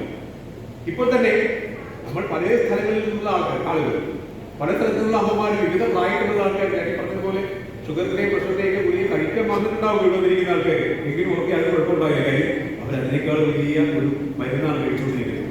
അവരുടെ ആത്മാവിൽ നൽകുന്ന ശക്തിയുണ്ട്, അവരുടെ ശരീരത്തിന് കൊടുക്കേണ്ട ശക്തിയേക്കാൾ കൂടുതൽ മനസ്സിന് കൊടുക്കേണ്ട ശക്തിയുണ്ട്. ഇതിൽ നിന്ന് കിട്ടുന്ന മാധുര്യ ഫിര്യാദി, ഇങ്ങനെയല്ലേ, മാധുര്യത്തിന്റെ അപ്പുറത്തേക്കുള്ള മാധുര്യമാണ്. ആ മാധുര്യം അനുഭവിച്ച് അവര് ചില സ്ഥലങ്ങളിലല്ലോ പ്രഷർ ഷുഗറിന് കൊടുക്കുന്നത് ലഡു കൊടുക്കുന്നത് ഷുഗറിന് ചികിത്സിക്കുന്ന സ്ഥലങ്ങളിൽ കൊടുക്കും. ആ ലഹരി എന്ന് പറയുന്നത് നാരായണ ലഹരിയായാൽ നമുക്ക് യാതൊരു പ്രശ്നവും ഉണ്ടാവില്ല, ഷുഗറും ഉണ്ടാവില്ല. പക്ഷെ നമ്മുടെ വീടിൽ നമ്മളുടെ മക്കളുടെ മക്കൾക്ക് നാരായണീയം പാരായണം ചെയ്യുവാനുള്ള പ്രേരണ ഉണ്ടാക്കുക, അവർക്ക് നാരായണീയം വായിക്കുവാനുള്ള ശീലം ഉണ്ടാക്കുക. മലയാളം അക്ഷരം വീട്ടിൽ വായിക്കാൻ പാടില്ല എന്ന് പറയുന്ന, അല്ലെ മലയാളം ഉച്ചരിക്കാൻ പാടില്ല എന്ന് പറയുന്ന ഒരു കാലം ഉണ്ടായിരുന്നു. ഇപ്പൊ അതൊക്കെ മാറി. ഇപ്പൊ അതൊക്കെ മാറിയിട്ട് എല്ലാ ഭാഷകളും നമ്മൾ പഠിച്ചിരിക്കണം, ഇംഗ്ലീഷ് പഠിക്കണം, മലയാളം നിർബന്ധമായി പഠിക്കണം എന്ന് പറയുന്ന അവസ്ഥയിലേക്ക് നമ്മൾ മാറിയിട്ടുണ്ട്. അപ്പൊ നമുക്ക് എന്തുകൊണ്ട് നമുക്ക് സംസ്കൃതം നമ്മുടെ വീട്ടിൽ പഠിപ്പിക്കുക? നമ്മൾ ഈ നാരായണീയം പഠിപ്പിക്കുവാൻ വേണ്ടി വായിക്കുവാൻ വേണ്ടി കാണിക്കുന്ന അതേ പ്രേരണ നമുക്ക് എന്തുകൊണ്ട് കുറെ കൂടെ വിശാലമായി നാരായണീയത്തിനപ്പുറത്തേക്ക് മറ്റൊരാൾ പഠിപ്പിക്കാത്ത മറ്റൊരു സംസ്കൃത ഗ്രന്ഥം കൂടി വായിച്ച് മനസ്സിലാക്കുവാൻ പറ്റുന്ന തരത്തിലേക്ക് നമുക്ക് സംസ്കൃതം പഠിക്കുക. നമ്മൾ സംസ്കൃതം പഠിക്കണം. നമ്മുടെ വീട്ടിലെ എത്ര കുട്ടികൾക്ക് വിദ്യാലയങ്ങളിൽ സംസ്കൃതം പഠിക്കുവാനുള്ള അവസരം ഉണ്ടായിട്ട് ആ അവസരം നമ്മൾ നിഷേധിക്കുന്നു എന്ന് പറയുമ്പോൾ പഠിക്കാൻ പാടില്ല എന്ന് നമ്മൾ പറയുന്നില്ല, പഠിക്കണം എന്ന് നമ്മൾ നിർദ്ദേശിക്കുന്നില്ല. നമ്മുടെ കുട്ടികളോട് നമ്മൾ സംസ്കൃതം പഠിക്കാൻ അവസരം ഉണ്ടെങ്കിൽ പഠിക്കാൻ നിർബന്ധിക്കണം, അവരെ പഠിപ്പിക്കണം. ഒരിക്കലും അത് പാഴാവില്ല. നിങ്ങൾ ഏത് ഭാഷയ്ക്ക് ഉള്ള ഏത് വാക്യവും അതിനെ കൃത്യമായി പിന്നോട്ട് സഞ്ചരിച്ചു കഴിഞ്ഞാൽ അത് സംസ്കൃത ഭാഷയിൽ കൊടുക്കുന്നതാണ്. നിങ്ങൾ സംസ്കൃതം പഠിക്കുകയാണെങ്കിൽ നിങ്ങൾ ഏത് ഭാഷയിലുള്ള വാക്ക് കേട്ടാലും നിങ്ങൾക്ക് അതിനോട് ഒരു താതാത്മ്യം ഉണ്ടാവും. അത് ഇന്നതായിരിക്കും, അതിന്റെ അർത്ഥം ഊഹിക്കാനായിട്ട് നിങ്ങൾക്ക് തോന്നും. അങ്ങനെ സംസ്കൃത ഭാഷ പഠിക്കാൻ പറ്റുന്ന സാഹചര്യം നമ്മുടെ ജീവിതത്തിൽ ഉണ്ടാവണം. നമുക്ക് ഈ പഠിക്കാവുന്നല്ലോ, നമുക്ക് പ്രായങ്ങളിൽ പഠിക്കുന്നതിന് പ്രത്യേകിച്ച് സംസ്കൃതം പഠിക്കുന്ന ഒരു പ്രായമില്ല. ഇത് നാരായണീയ ഭാവത്തിന്റെ ആവാസനാമത്തിനാണെങ്കിൽ ഞാൻ ചില ശ്ലോകങ്ങൾ ചൊല്ലിപ്പോഴും അമ്മമാരെ പുസ്തകവും നോക്കാതെ ചിലതിനെ സന്തോഷം കൂടി അത്ഭുതം അതിശയമാണ്. ഇങ്ങനെയൊക്കെയുള്ള പ്രക്രിയ നമ്മുടെ സമൂഹത്തിൽ നടക്കുമ്പോൾ ഈ സാമൂഹ്യ പ്രക്രിയയെ എങ്ങനെ നമുക്ക് ആധ്യാത്മികമായ പ്രവർത്തനമാക്കി മാറ്റാൻ കഴിയും എന്നുള്ളതാണ് നമ്മുടെ സമൂഹത്തിന്റെ രാജ്യത്തിന്റെ പുരോഗതി. നാം ഇന്ന് കടന്നു പോകുന്നത് വളരെ കഠിനമായ ഒരു കാലം കൂടിയാണ്. കഠിനമായ കാലം എന്ന് പറയുമ്പോൾ ഉടനെ നമ്മൾ ആലോചിക്കുന്ന പെട്ടെന്ന് റോഡിൽ കുട്ടികളെന്നും വണ്ടി യാത്ര ചെയ്യാൻ വണ്ടി ചെയ്യുന്നതല്ല. അതിനൊക്കെ അപ്പുറത്തേക്ക് നമ്മുടെ വീടിന്റെ പണിവാതിൽ, നമ്മുടെ വീടിന്റെ വാതിൽ കൊണ്ട് മുട്ടുന്ന ചില അപകടങ്ങളുണ്ട്. ആ അപകടങ്ങളാണ് നമ്മുടെ സാമൂഹികമായി നമുക്ക് ഉണ്ടായിക്കൊണ്ടിരിക്കുന്ന ചില അപജയങ്ങൾ. നമ്മുടെ വീട്ടിലെ കുട്ടി നമ്മുടെ വീട്ടിൽ നിന്നിറങ്ങി ഒരു വാഹനത്തിൽ കയറി നമ്മൾ കൈകാട്ടി അവരെ യാത്ര അയച്ച് അവർ തിരിച്ച് വൈകിട്ട് വരുന്നത് വരെ ഒരു അമ്മ അനുഭവിക്കുന്ന തീവ്രമായ മനോവേദന എന്ന് പറയുന്നത് എനിക്ക് മനസ്സിലാക്കാം. എന്റെ കുട്ടി ഏത് വഴിക്കാണ് പോകുന്നത്, എന്റെ കുട്ടിയുടെ ഉള്ളിൽ എന്താണുള്ളത്, അവർ എങ്ങനെയാണ് ചിന്തിക്കുന്നത് എന്ന് വ്യാകുലപ്പെടുന്ന അമ്മമാരുടെ കാലമാണ്. ഇവർക്ക് ഏതൊക്കെ സാഹചര്യങ്ങൾ ഉണ്ടായാലും ആ സാഹചര്യങ്ങളിൽ ഒരിക്കലും അവരുടെ ചിന്തയ്ക്ക്, അവരുടെ പ്രവൃത്തിക്ക്, അവരുടെ വഴിക്ക് ഇളക്കമില്ലാതെ ശരിയായ വഴിയിലൂടെ, നമ്മൾ ഈ പറഞ്ഞതുപോലെ യുക്തിപൂർവ്വമുള്ള ശരിയായ വഴിയിലൂടെ ഓരോ നിമിഷവും നമുക്ക് നമ്മുടെ കുട്ടിയുടെ കൈപിടിച്ച് നടത്താൻ പറ്റില്ല. നമ്മുടെ ശരീരത്തിൽ പിടിച്ച് എല്ലാ കാലത്തും നമ്മുടെ മകനും നടക്കണമെന്നും ആഗ്രഹിക്കുന്നതും ശരിയില്ല. മറിച്ച് ഏത് സാഹചര്യത്തിൽ പോയാലും അവൻ കടന്നു പോകേണ്ടത് നിശ്ചയദാർഢ്യത്തോടുകൂടിയുള്ള നേർവഴിയിലൂടെയുള്ള ശരിയായ വഴിയിലൂടെയുള്ള എനിക്ക്, എന്റെ വീട്ടുകാർക്ക്, എന്റെ കുടുംബത്തിന്, എന്റെ നാടിന്, എന്റെ രാജ്യത്തിന് ഗുണകരമായ ശ്രേഷ്ഠകരമായ അല്ലാത്ത ഒരു കാര്യവും ഞാൻ ചെയ്യില്ല എന്ന ദൃഢനിശ്ചയം പുറപ്പെടുവിക്കുവാൻ കഴിയുന്ന, ആ ചിന്ത പ്രസരിപ്പിക്കുവാൻ കഴിയുന്ന ശക്തി അവനിലേക്ക് ആവാഹിക്കുവാൻ കഴിയണമെങ്കിൽ നമുക്ക് അവന് ആത്മീയമായ ശക്തി കൊടുക്കണം. ആ ആത്മീയമായ ശക്തി കൊടുക്കണമെങ്കിൽ അവനിൽ ഭക്തി വളർത്തണമെങ്കിൽ അവൻ നമ്മൾ ഇത്തരത്തിലുള്ള പാരായണങ്ങൾ നടക്കണം. നമ്മൾക്ക് നമ്മളുടെ ചരിത്രത്തെ, നമ്മളുടെ ഇതിഹാസ ബോധത്തെ, നമ്മളുടെ വേദ പാണ്ഡിത്യത്തെ, നമ്മുടെ ഋഷിമാരുടെ സംസ്കാരത്തെ അവനിലേക്ക് ആവേശിപ്പിക്കാൻ കഴിയണം. ഇത് നമ്മൾ വീട്ടിൽ ചെയ്യണം. വീട്ടിൽ തുടങ്ങണമെന്നല്ല, വീട്ടിൽ നമ്മൾ നിർബന്ധമായും കർശനമായും അത് പാലിക്കണം. അതിനുവേണ്ടി നമ്മുടെ വീട്ടിൽ നമുക്ക് സന്ധ്യാവനം ജീവിക്കുവാൻ നമുക്ക് സമയം കണ്ടെത്തണം. നമ്മുടെ വീട്ടിൽ നമുക്ക് ഇത്തരം സാംസ്കാരികമായ ചെറിയ ചെറിയ കൂട്ടുചേരലുകൾ ഉണ്ടാകുവാൻ വേണ്ടി നമ്മൾ സമയം കണ്ടെത്തണം. നമ്മുടെ വീട്ടിൽ നമ്മുടെ പരിസരത്ത് ഏത് ഒരു ഗുരുനാഥനെ ഒന്നും വേണ്ട, നമ്മുടെ വീട്ടിൽ എല്ലാവരും പിന്നെ പഠിപ്പിക്കുന്ന അധ്യാപകർ നമുക്ക് അദ്ദേഹത്തിന് കാണാൻ പോകുന്നതാണ്. ഒന്ന് പോയിരിക്കുക. അവിടെ പോയിരിക്കുമ്പോൾ ആ അധ്യാപകൻ എന്റെ അമ്മയ്ക്ക് ആ അധ്യാപകൻ കൊടുക്കുന്ന സേവനം, എന്റെ അമ്മയെ പഠിപ്പിച്ച അധ്യാപകനാണ്. 78 വയസ്സുണ്ട്. എന്റെ അമ്മയ്ക്ക് 40 വയസ്സ്. 40 വയസ്സുള്ള എന്റെ അമ്മയെ ആ അധ്യാപകൻ ആ അമ്മയോട് കാണിക്കുന്ന സ്നേഹം, ആ അധ്യാപകനോട് അമ്മ കാണിക്കുന്ന ബഹുമാനം, ഇത് കണ്ടാണ് എന്റെ കുട്ടി വളരുന്നതെങ്കിൽ അവൻ ഒരിക്കലും അവന്റെ വഴി മറ്റൊന്നാവില്ല, അവൻ ശരിയായ വഴിയിൽ പോകും. ഇതാണ് ധർമ്മബോധം. ധർമ്മബോധനം, ആധ്യാത്മിക ശക്തി പകരൽ എന്നൊക്കെ പറയുന്നത് അത് പുസ്തകങ്ങളിലൂടെയും ഏതൊരു പാഠശാലയിൽ പോയി എടുത്ത് പഠിപ്പിക്കുന്നതല്ല. അത് ശീലങ്ങൾ ഉണ്ടാക്കേണ്ടതാണ്, അനുശീലനങ്ങൾ ഉണ്ടാക്കേണ്ടതാണ്. ഈ അനുശീലനം എങ്ങനെ ഉണ്ടാവണം എന്ന് ചോദിച്ചാൽ നമ്മൾ ശീലിക്കണം. നമ്മൾ ശീലിപ്പിച്ച് നമ്മുടെ വീടിലൂടെ, നമ്മുടെ കുടുംബത്തിലൂടെ, നമ്മുടെ കുടുംബാംഗങ്ങളിലൂടെ അത് സമൂഹത്തിൽ നിന്ന് അതുവഴി രാജ്യത്തിലേക്കും രാഷ്ട്രത്തിലേക്കും പകർത്തിക്കൊണ്ടു പോകുവാൻ കഴിയുന്ന ഒരു സാഹചര്യം നമ്മളിൽ ഉണ്ടാക്കിയിരിക്കുവാൻ നമ്മൾ ഓരോ ആൾക്കാർക്കും പ്രേരണയാകട്ടെ. ശ്രീമന്നാരായണിയും അതിന് നിങ്ങൾക്ക് പ്രചോദനം നൽകട്ടെ എന്ന് മാത്രം പ്രാർത്ഥിച്ചുകൊണ്ട് ഒരിക്കൽ കൂടി എല്ലാവർക്കും പ്രണാമം അർപ്പിക്കുന്നു.